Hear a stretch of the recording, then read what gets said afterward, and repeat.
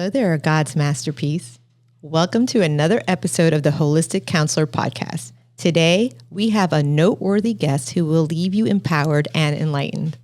I introduce you to Dr. J. Marienthal. Did I say that right? Yes. Yeah? Okay. A fellow Deerfield Beach High School alumni. Go Bucks. Yes. Buck pride. Although we never graced the halls together, since I am quite a few years his senior, we share that common bond along with how we view trauma healing. Dr. J, as I call him, hails from South Florida and boasts an impressive academic background with a bachelor's in science and engineering from University of Michigan. He continued his journey at the National University of Health Sciences in Illinois and has been a dedicated practitioner in Deerfield Beach, Florida since 2008. In 2017, he earned his diploma in applied kinesiology. Did I say that right? Applied kinesiology. Thank you. And has been an influential board member for both, you're going to have to tell me what IC8K USA means and IC8K International since 2018. What is that? The International College of Applied Kinesiology. Oh, so okay. Yeah. Okay, wonderful. Dr. Marienthal has written advanced education courses and lectured nationally and internationally on chiropractic and functional medicine. Since 2013, he has also made significant contributions to drug, alcohol, and mental health treatment centers. Utilizing a polyvagal informed chiropractic technique, he is here today to delve into the fascinating world of how chiropractic is being used in trauma therapy. I was sitting in his office one day, seeing Dr. Troy, when I noticed the NET chart on the wall. My curiosity piqued. I visited Dr. J's website, explored his information on polyvagal theory, and watched his YouTube workshop. Realizing the depth of his work and finding many of his reference books on my own shelf, I knew I had to invite him on the show. So, without further ado, thank you, Dr. J, for joining us and sharing your wisdom on the Holistic Counselor podcast. So let's dive in to the intriguing intersection of chiropractic care and trauma therapy.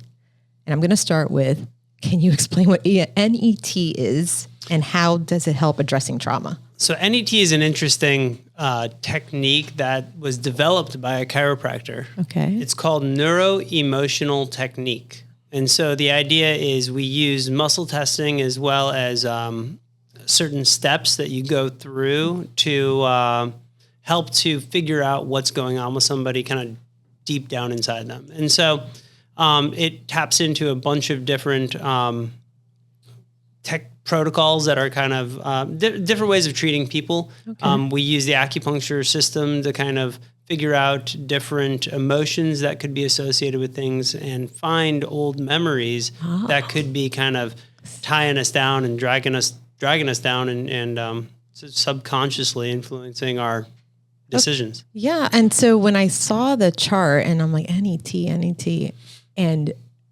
I'm like, okay, I saw some meridians, which would be the traditional Chinese medicine or acupuncture, right? And then also, would it go along with the traditional TCM clock? Mm-hmm. Right. So when we think of traditional Chinese medicine, we think of acupuncture needles and sometimes herbs and things like that. But within each meridian, within each pathway of energy that flows through the body, there's different things. There's different times of day, different colors, different taste, different emotion, different direction.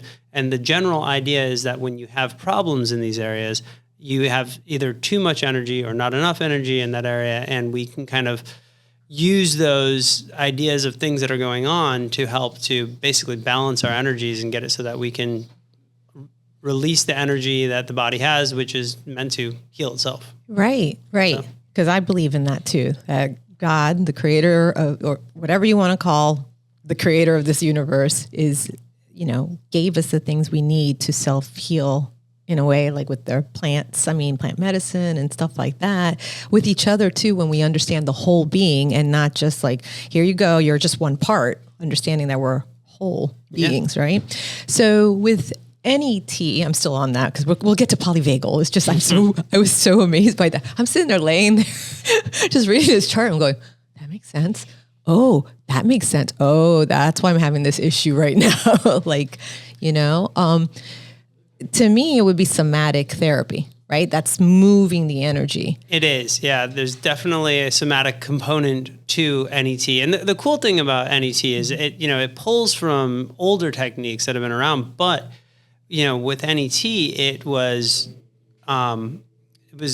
peer reviewed and studied, and it's shown to actually make changes in the brain. There was Dr. Monty out of a school in Philadelphia where they are actually doing functional MRIs, and they showed changes in the brain after doing NET sessions. And so they've got a whole documentary called Stressed that you can watch that kind of goes into that more. Really? But maybe I could find the link, or is it on Netflix, or where would I think you can just YouTube Google it. Okay. Yeah, wow. Google it. I would love that. But NET is great. I mean, it definitely is. It makes changes. I mean, I've heard people say it's like doing 5 years of therapy in one session. Yeah. And so, because, as we go through life, we have these things that happen to us. And not only that, but we have these things that are kind of somewhere deep down inside of us. Yes. And then what ends up happening is they drive us subconsciously. And so if we can find these things, then we can maybe start to understand why we act the way we act, and then make changes so that we don't act that way. And be stuck. To come back around to the polyvagal theory stuff is we all chase safety, right? Ooh, and I like that. Okay, let's just go in. That's it. Well, We're going to go in. Okay, so before we go into that, it's like, as a psychotherapist, there's so many theories out there, right? There are, because I didn't even learn half the things I've learned in the last 20 years since I graduated from Nova, right? But polyvagal, I read the Polyvagal Theory. I skimmed through it. I should not say I deeply read and highlighted like I usually do, but I skimmed, and I think after this conversation, I'm going to go back into it. And then watching your video, and then I watched different videos too, I was really impressed. Man, and that's when I knew, when you said on the workshop video that marijuana is the gateway drug. And I'm like, oh my gosh, I've heard that since I was in Deerfield High, when they gave us the, and like, marijuana is not the gateway drug, it's trauma. Yeah. And then I heard that from Dr. Gabor Mate and everything I've been studying for years now. And I was like, oh my gosh, and then you just kept going. And I'm like, but you were able to teach it in a way where the layman person, because sometimes some people, like, people will teach according to their peers. Yeah. But when you were teaching it, it was like, no, somebody that doesn't know this stuff. So let's go into it, and then just dive into the polyvagal theory and what you know. So the most interesting thing to me about the polyvagal theory is that this was not written for trauma. So the way this was written was a guy, Stephen Porges. Yes. He's a researcher. He's a physiologist. And he was in the 1980s studying neonates, babies in the neonatal intensive care unit in the NICU. Okay. And he was trying to figure out, how can we tell which babies are at risk of dying and which ones are safer? And so what he found was that he had he was able to look at heart rate variability, respiratory sinus arrhythmia, which we typically call heart rate variability right now. And he was able to say the babies that have higher heart rate variability, higher respiratory sinus arrhythmia, which means changes in your heart rate as you breathe in and as you breathe out, right, have a greater risk of living. So they're safer. They're healthier. And it is the vagus nerve that activates that reflex, that respiratory sinus arrhythmia. So his determination was, activation of the vagus nerve causes increased respiratory sinus arrhythmia, and in healthier people, they have more activation of the vagus nerve, and they have a higher likelihood of surviving the neonatal intensive care unit. So then he gets sent a letter that says, from a neonatologist, that said to him, isn't that interesting? Everything I've ever been taught says that, activation of the vagus nerve is what causes death in babies. What? I guess too much of a good thing is a bad thing. Yeah, that's true. But as a physiologist, he's like, that doesn't make any sense. Right. So he spent the next 30 years of his career understanding that there are two distinct and separate functions of the vagus nerve. Okay. One of them is going to be our ventral vagus, which is going to, we now call the social engagement system. Okay. And then we have another part of it, which is going to be our dorsal vagal brake. And so everybody knows that one is vasovagal syncope. where you give him blood and you pass out. Okay, some people. Or or you see like wedding videos, people standing there and that's an activation of the dorsal vagus. Or so before we keep going, I want to know, where is this in your body? Because to me, like, just pick everybody, anybody listening is a human being, I hope, not a robot, and they have a body. So where would you find this nerve? Okay, so the vagus nerve is called the vagus nerve because the word vagus is Latin for wandering. Oh. So it is actually a cranial nerve, which means it comes right off the brainstem. Okay. And it wanders all the way down through our throat, through our chest, all the way down into our abdomen. We are on video, so that's why I'm doing this. Okay. So, all right, good.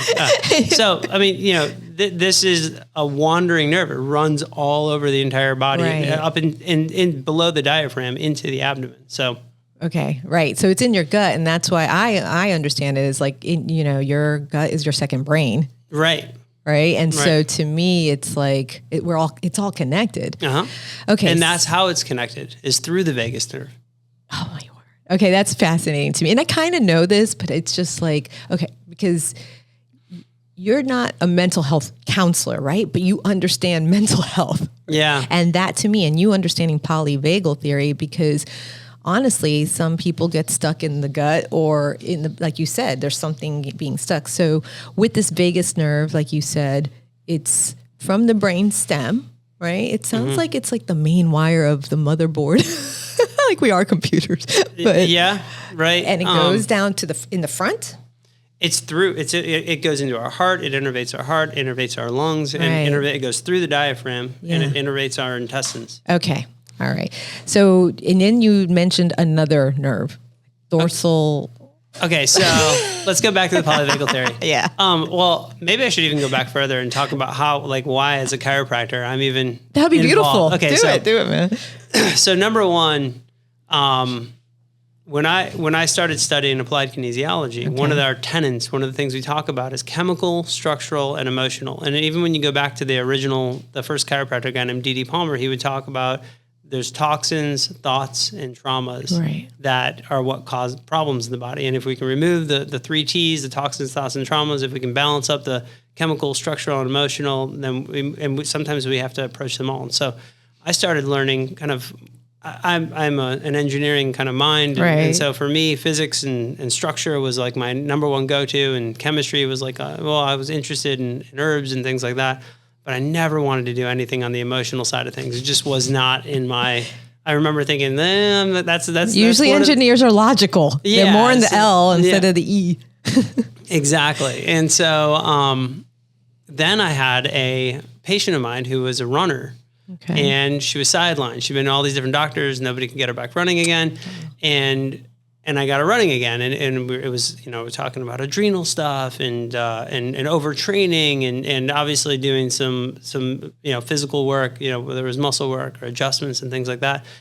And when she would come in, or when anybody comes in, one of the things I really try to do is to teach people, right? It's educate. The word doctor comes from the word docere, which means to teach, right? The word doctor is a teacher, right? Wow. So the Latin word. Then she opened up a treatment center. And so I'm in this treatment, she brings me into this treatment center, and I'm doing acupuncture on other people. But at the same time, I'm learning about what this means, the addiction kind of like blanket. And then, and so I've been working in treatment now for 13 years. So, or excuse me, 11 years. And so I when you're there and every day you just start to, you figure out what people need. Yes. And that's where the whole kind of trauma thing started coming in. Was I was looking at stuff, and I was seeing the need for somatic treatments. I mean, and that's one of the biggest things. Even Stephen Porges. I think I talk about this in I don't think I'm gonna get the quote right, but he said the future of trauma therapy is in physical medicine. Yes. Physical energy, I would think. And I'm not talking about new age woo-woo stuff, because some of my listeners, they hear the word energy and then it's, it's like, what? Like, come on. But we are energetic beings. Yeah. But I mean, more than that, I think of this story that I heard when I was in high school from a Navajo Indian he was captured in World War II, and he was behind, and he ended up, somehow being rescued right on death's door, and he gets taken back to the VA, And I don't know the details on it, but basically he was just getting worse and worse and worse and worse. And finally his tribe says, look, he's going to die. If he's going to die, he's going to die with us. Right. So they take him and they did their whatever ceremony they did. And I think it culminated with them like throwing him in a river in like February in like South Dakota or something. And cold plunge. Yeah. And that's what snapped him out of it. Wow. But like, that's what broke that dorsal vagal kind of thing. And Wow. And that sounds like, what's his name? Iceman. Wim Hof. Love his story. Stuff. His story as well. Yeah. Like his trauma. He had trauma from his wife dying by suicide, and then he just jumped in the water, and something happened. And at that point, he's like, I have to chase that. So back to the polyvagal theory. Yes. The cool part is it doesn't really explain necessarily how to treat stuff. It just understands what these things that we've learned to treat that as like just through our training. It helps us to understand why these things happen. Okay. So, like I said, the polyvagal theory stuff wasn't written for trauma therapy, but it was read by a trauma therapist and said, oh my gosh, finally we have something to explain the experience of trauma survivors. Okay. And so now we can understand why jumping in the ice water helps us to get over these things Right. So what do you do as a chiropractor with the vagus nerve? Like, you know what I mean? Like, it's like, I'm a cognitive behavioral therapist. Like, I try to get them to somatically or go see a chiropractor because we are a team. Like, you can't just be with one thing and then hope, especially if you understand that the whole being, you should think about your nutrition. You should think about aligning your back, because of one nerve that's off can cause pain, and the pain can cause depression. See, it's a cycle. Yeah. So what do you do as a chiropractor? So it's interesting how this stuff all works. Back to the applied kinesiology thing, right? So there's a guy, I don't even know the year, I think it was in the 70s. There's a guy named Roger Callahan who had something called the 5-minute phobia cure. And ultimately, I think he was on, it's on Johnny Carson, he was, super famous guy, wrote a book on it. But basically what they would do is tap acupuncture points on the face. And that's where, EFT, emotional freedom technique. That's where that stuff all came from. So that stuff came from this guy, Roger Callahan, who had learned from applied kinesiology how to do these tapping techniques and things like that. And it's incredible how well it works. I mean, like, I've seen students do it. Or schools to calm them down, it's really just like breath work. Yeah, breath work. Because doesn't breath work help with the vagus? I would think, like you were saying, you're taking that big deep breath in, you're stimulating. I mean, I've seen people do vagus nerve on YouTube, like exercises or something like that. What do you think of that? Number one, I want to talk more about that. I want to, because there's a huge, when I hear people talk about the vagus nerve all the time, and I'm like, okay, you're kind of right, but you're also kind of wrong, because think back to Stephen Porges' thing, right? So he had this baby's activation of the vagus nerve creates health and safety, but at the same time, we also know that that's what kills babies. I mean, that, when the baby's heart rate, plummets, and then they, and they have the meconium and all these different things, like that's what causes, the vagus nerve is what causes that reaction.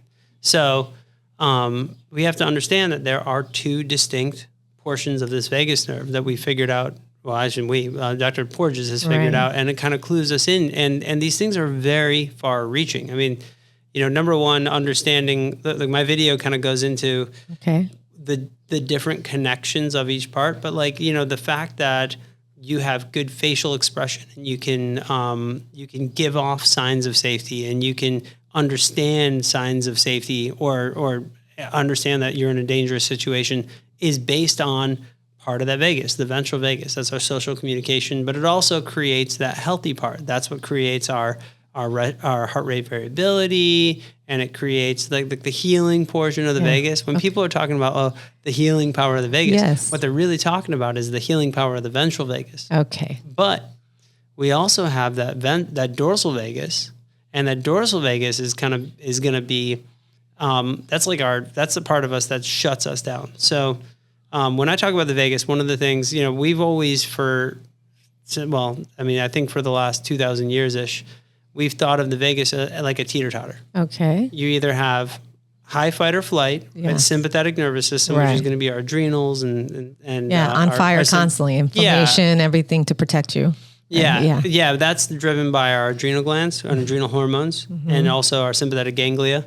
But also, and then we have our other side of that, which is going to be the rest and digest and heal. That's our parasympathetic. Right. That's not how it works, though. Oh, wow. The way it really works is a lot more similar to, we have our ventral vagus, which is going to be kind of like our governor. It's like, that's what allows our ride to be good. I mean, that's what allows us to kind of like navigate through life, to pick up safety cues, to create proper facial expressions to let people know. And not only that, but there's other things like our hearing, right? Yeah. It's to tune down our external noises, so that we can actually like pay attention to what's going on and focus. Because the thing is, there's muscles in your ears that are innervated through that ventral vagal complex. And what they do is they tune down background low pitch noises, which are probably most likely predator noises, what we've been kind of tuned to make it so we can survive, so that we can focus on human vocalizations. Oh, wow. And you look at a lot of traumatized people, and you can talk to them and they can hear you, but they're not. They're disassociated or hypervigilant or, don't trust. Yeah. So, but it's the reason why, well, specifically with hearing there's just so much noise coming into their brain. They can't just differentiate between background noise and human vocalizations. So we got our smoothness of our ride. That's our one. And then we got our gas, right? And that's our ability to kind of like run from the saber-toothed tiger or whatever it is, run from a bear, or act quick enough so that you can dodge a car that's, it's merging right into your lane, right? It's to keep you safe. Your brain's always on. Right. Now we've got another one. We've got our dorsal vagus. And our dorsal vagus is going to be our brake. Like that's our, there's this story I was going to tell. My goalie of my hockey team was a Navy SEAL, and he was underwater, and these guys trained to hold their breath for ridiculous amounts of time. What is it? 4 minutes, 5 minutes? It's insane. And so he was teamed up with this one guy, and he was stuck underwater, and he was like basically forced with either he comes up and gets disqualified or he drowns. And so do you know what happened? No. He pooped himself. Oh, wow. So we talk about fight or rest and digest, right? So actually he had a true dorsal vagal reaction. His heart rate dropped. Yeah. And he, and so totally digested. Yeah. Well, but I mean, that's what that vagus nerve does. Okay. That makes sense. And that same thing with babies, when we look at the meconium stool and their heart rate drops, it's because they get that dorsal vagal. Wow. Okay. And so here's the thing. I think of that like our emergency brake. And a lot of people are going through life with their emergency brake on, and their gas is just hypervigilant, right? Yeah. So their gas is to the floor, right? And they're going 20 miles an hour, but their RPMs are at 9,000, and so they're just like, and they overreact to things, and they misunderstand things. I see that a lot. I mean, that's why they come to me a lot. Many of my clients, right? It's because, and the more trauma starting at a young age, the more, unless they have done the work and they really, have really quality therapy, they get diagnosed with a whole bunch of different things. You got borderline, you got DID, dissociative identity disorder, you have, bipolar. And I'm not saying, because, I don't want to throw that. Labels are there to give us boundaries, but there has to be a better way than to just label and disable someone and medicate them for the rest of their lives. Yeah, of course. Well, I mean, yes. I mean, number one, yes. But number two, and it's funny because everything you've mentioned are talked about in a lot of Stephen Porges' book, Polyvagal Theory. And I'm harping on that, but I almost want to go back to what do you do? What do I do as a chiropractor? Right. So there's an interesting kind of, shall we say, theory. One of the biggest books that we all hear about with trauma is The Body Keeps the Score, right? So Bessel van der Kolk's work is great changed book. My whole practice back in the day. I've read it many, many times. Right. I've read it at least 5 times, maybe more. But here's the thing, it really does seem that the body stores trauma, right? Yes. So let's so NET, what we do is we use muscle testing to find the areas in the body. We ask questions and we use muscle testing along with it to find where that trauma is stored in the body. Okay. I had a woman today who had a car accident at 18 and she's in her, I think 40s now. And we were working on this horrible rollover accident, this pain. The first thing she comes in is telling me about her hip pain that she thinks it was like kind of like flank pain that's caused from her accident when the car rolled over and where the seatbelt hit her. Wow. And, you know, I mean, this is still real to her, Yes. you know, but I mean, she may have some fascial changes and structural changes that happened from the accident, but you know, the pain that she was experiencing today was, you know, an emotional component to that. And, you know, there's things that we go through to kind of clear that stuff. And by the time she left, she was feeling a lot better. But here's the interesting thought, right? So with NET, we ask questions and people have to talk about them and find them. But it seems like we can do work on the body and find the area where the body is storing this trauma and kind of remove it. And then the things that were triggering us to have that reaction where we kind of like light back up and go back, they don't happen quite as much. Right. And it's also, if you think about it, what's happening, it's like you're rewiring the brain, right? Yeah. It is. You're rewiring the whole brain and body and letting go wherever the stuff was stored. So with NET or chiropractic care, like say a new client comes in, right? What's the first thing you do? Do you ask questions of like emotional or even when you were working at the rehabs, right? The substance abuse facilities, how did you work there?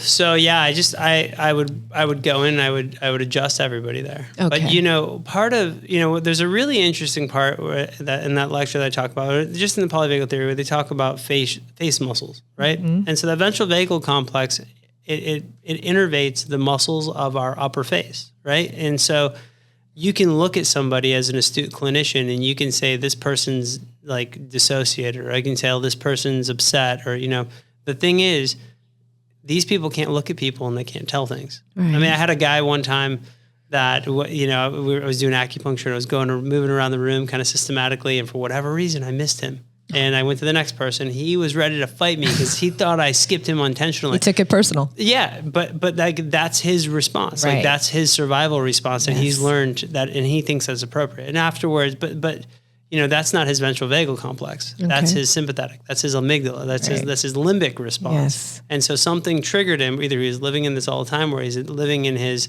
limbic system and not able to use his prefrontal cortex, where he's able to have social niceties and understand things like patience and courtesy and things like that. Yeah.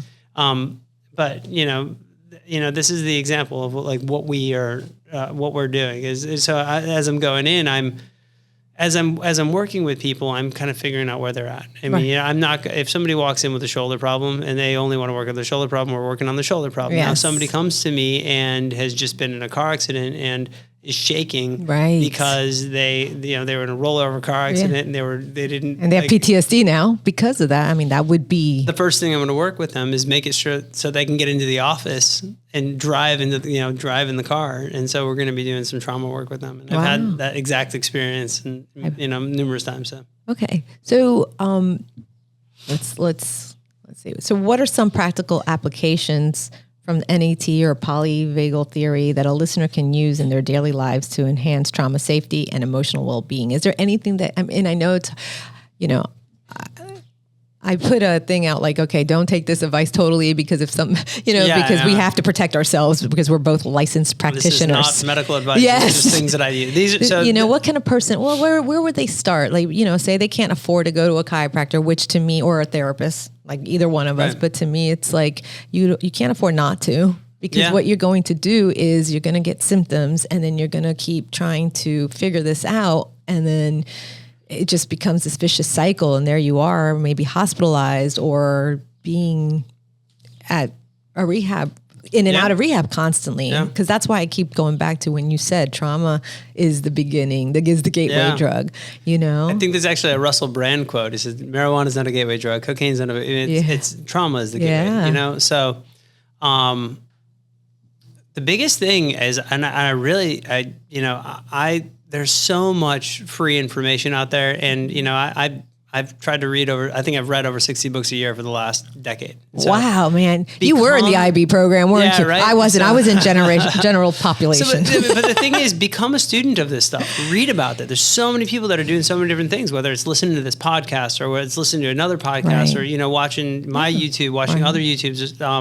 I love Brene Brown's work. I love Don Miguel Ruiz's stuff. I Pete Walker. You mentioned Pete Walker. I love Pete Walker too. And so one of the things with Pete Walker I love is he has a book called Complex PTSD from Surviving to Thriving. Yes. He really does a really good job of explaining what he calls the 4F survival types: fight, flight, freeze, and fawn. And there's a normal response. I mean, if somebody's standing too close to you and you're on the London Tube, you need to make sure you get your guard up because this person might be trying to rob you. Right. Now, if somebody is walking past you in public and they're just talking to somebody and you're constantly like that, it's a tough way to live. I mean, okay, and this is what just came into my mind. Just think about our experiences and I'm not putting Deerfield Beach High School down because honestly, like for me, I come from a traumatic background. You don't know my story, but I come from trauma. Deerfield High was actually a safe haven for me because of where I come from, right? And so I loved being at school. I loved it.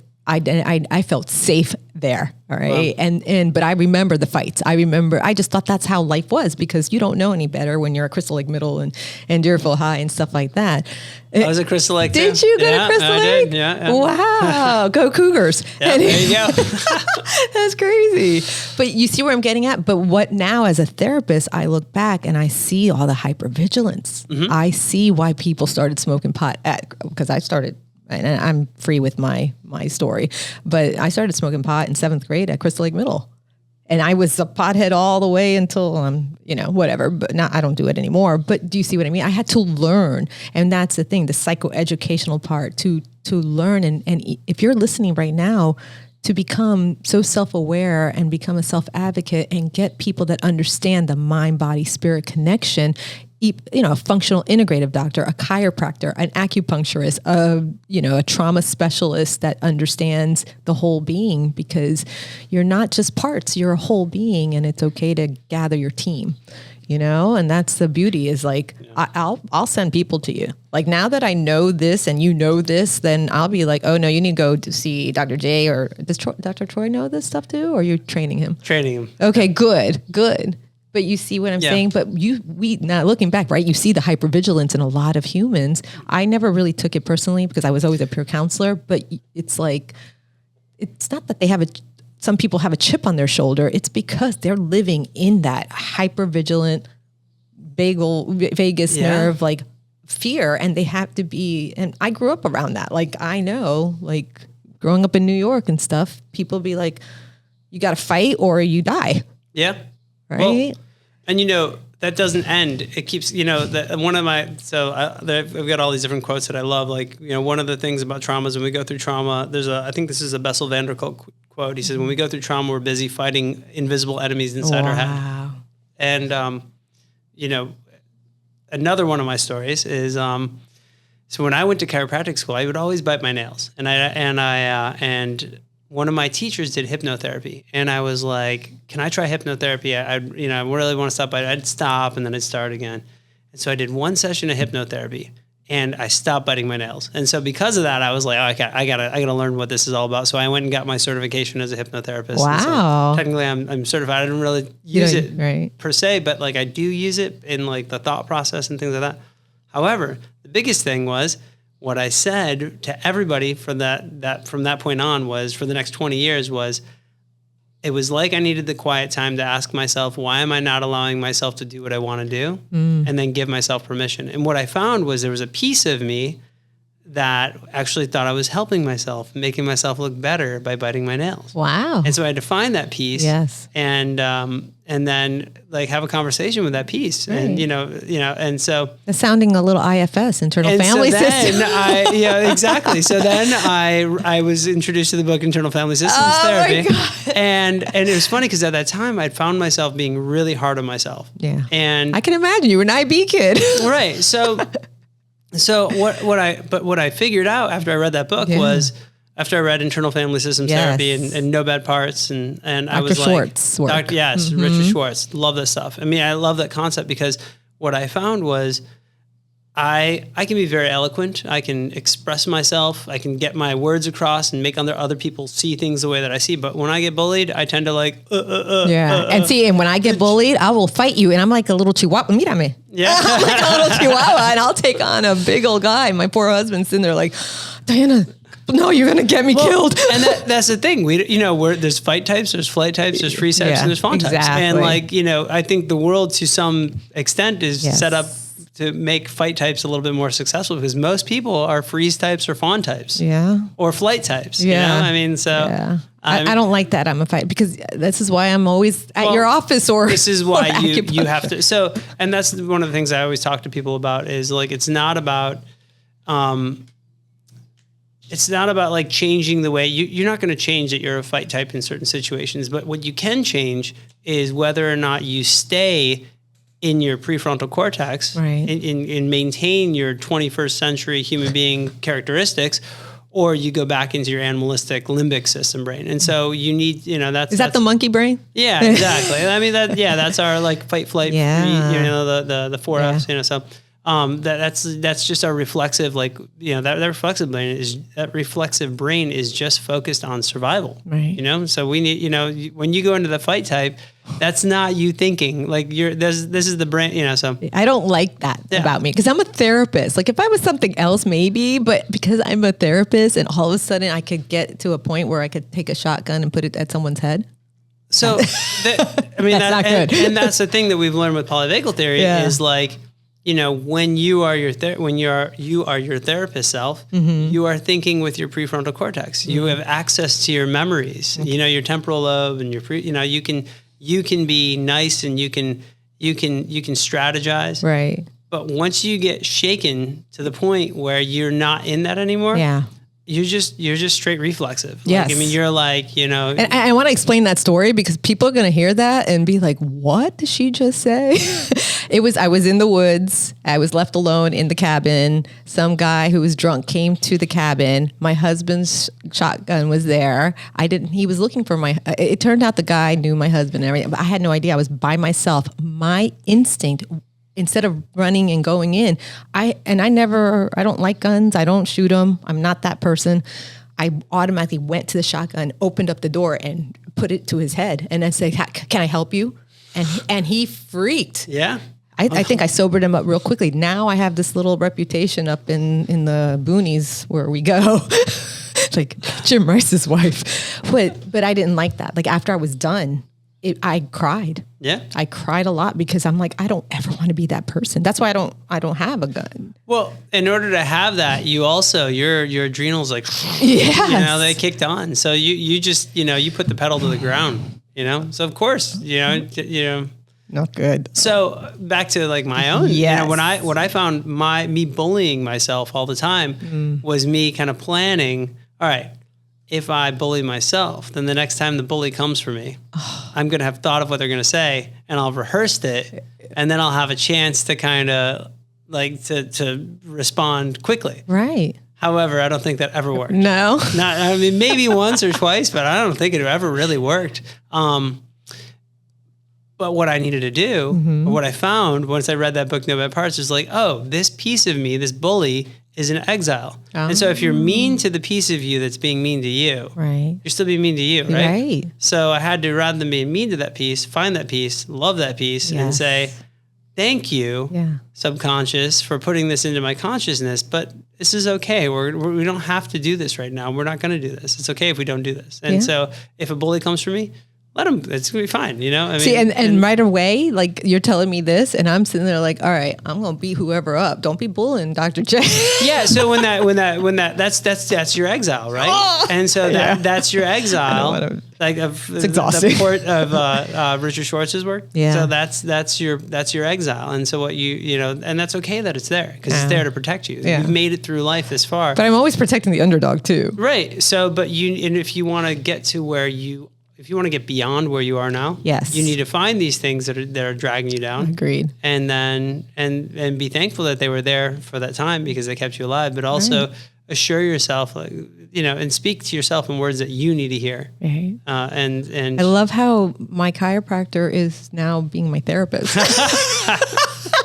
love it. All right. So, but this is the stuff that when I'm working in the treatment centers, this is a lot of the stuff that I've learned through this stuff. And most of the time people walking in with they are in jail and the cop pulled their arm back behind them because they were on drugs and they've got a shoulder injury. But at the same time, there's an emotional component that got them there in the first place. And they're, because I really believe that no child sits there and says, when I grow up, I want to be homeless on Dixie Highway. Mm-hmm. You see where I'm getting at? Okay, I'm going to get emotional now because I think about that when I have a client. They come in and it's like, no, it's like, what led you to this place? That's how Bessel van der Kolk, I thought, when I read his stuff, I'm like, oh, he gets it. And so I started diving in. Dr. Gob, like I said, Gabor, I'll put this all in the show notes, even IFS book and all that stuff. Because to me, if you're listening, like learn that there are other theories and other ways of healing, and to me, so one more question before we go, because it's already 40 minutes in and see, I told you this will go bad. We could go on for hours, but I don't have that time because we probably have other people coming. But so what kind of advice would you give to a mental health counselor intern or someone that's going to become a chiropractor like my nephew? Remember I told you my nephew is about to go to Light University, I think. Life or Light? In Atlanta, Life. Yes. Yeah, I'll be up there. I'm teaching a seminar up there in a few weeks. Oh, wonderful. Oh yeah. I have to get him your number. Yeah. But like, what advice would you give them who are looking to integrate like holistic methods into their practice? Readers lead and leaders read. Got to read. There's nothing that you can learn. Like there's no end to it. You have to keep reading. You have to keep learning. And one of the biggest things that I've learned is from one of my mentors that I learned a lot of the trauma work that I do from is John Bandy. One of the things that's really shaped the way that I do stuff is I now read the same book 4 or 5, 6 times in a row. Reading the same thing over and over and over again is so helpful. But then isn't that the meaning of insanity? It's not doing the same thing over and over, expecting a different result. Just kidding, people. I have read I've read Think and Grow Rich. I think I have that on my shelf. I think I've read it 14 times reading now. The brain changes itself. How the brain changes itself. Deutsch. Yes, yeah, I'm reading that right now. That's on my shelf. I've read The 4 Agreements. Yes, in the vicinity of 11 times, I think. And every time I read it, I pick something else up. And it's just one of these things. You're encouraging me. I mean, yeah. All right. It's funny. So I read the Polyvagal Theory the first time. Yeah. And I said to myself, okay, once I read that about 10 more times, then I think I'll get it. And, lucky for me, because that book, his first book is not all that great. That's not where I would start. I would read, Polyvagal Safety or one of these other ones, the newer ones, because I think it really... It's a lot less repetitive and it's real more pointed, to what we actually, the way you want to use it. Right. But, I've read it over 10 times now. I mean, I've read his books at least 10 times. If not, I can guarantee definitely more. Some of them I've read 4 or 5 times. And so, but learn, find people that are using this stuff and go hang out with them. Go talk to them about it. It's one thing to, and it's like this with anything, whether it's functional medicine or whether it's a NET or whatever it is. Go find the people who are doing it. Watch how they're integrating it in real life, and for anybody that's been through trauma, and not only that. I'll take a brief moment here. There's Peter Levine I really like, and I read a book of his about childhood trauma, and I was like, I wish that I had read this before I had kids, so that I would have been prepared for my kid to fall off her bike or something like that, because like that is. Your trauma, what you give to your kids from watching them go through this stuff, you need to prepare for these things so that you can be successful at helping them to grow. So, and not give them more trauma, So, but, anybody who's been through trauma, which I think everybody has, become a student of this stuff. Yeah. Big traumas and little traumas, but become a student of trauma, understand, and it'll just help you to understand it'll help you to understand yourself better. So that, those moments where you're crying afterwards and you're really upset with the way you acted, you understand why you acted that way. And you can use that to help springboard you into being better in the future. Right. Because we're meant to evolve. Yeah. We are. Yeah. We're meant to grow and learn while we're here on this earth and not be stuck. And if you have these failures that hold you down, then, then it was a failure. But if you have a failure, that you can use to strategize about how to be successful. Right. That's in the resiliency. future. That shows you resiliency. That teaches you how to move forward. And then, because I really feel like things like that, we grow, we learn, and then you teach it, right? Or you're like, all right, now it's now my turn. As you get older and you get a little more grayer, I bet you anything, you're going to be the one that's going to go, okay. Like when you were open enough to say, no, give your nephew my number. Yeah, that to me is like, that's the interconnection. We need that connection of finding like-minded or that encouragement of others to help. I mean, we're all in this together, people.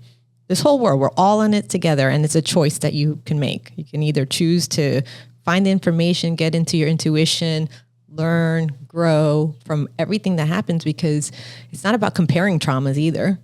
It is about taking your own stuff and figuring out, okay, am I going to make purpose out of this and resiliency, or am I going to just stay stuck and just go around on the hamster wheel?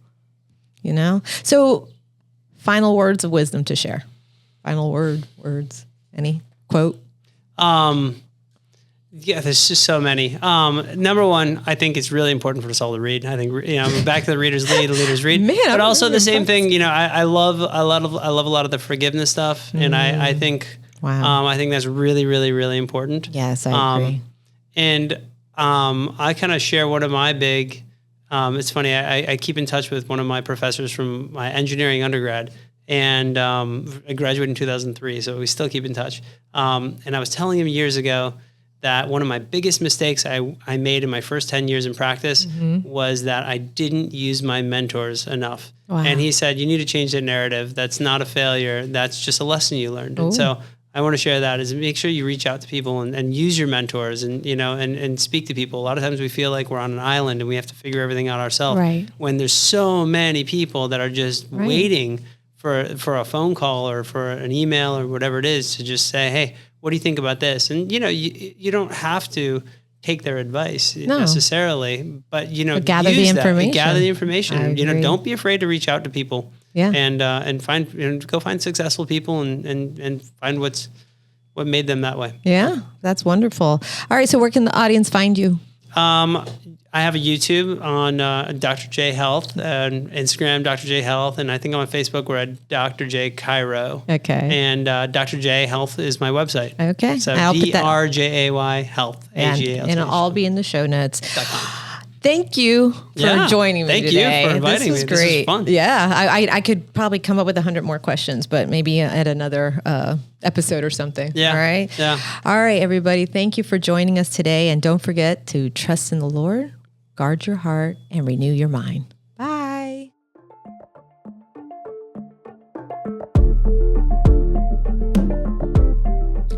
And now for the disclaimer to make sure you understand that you are responsible for you.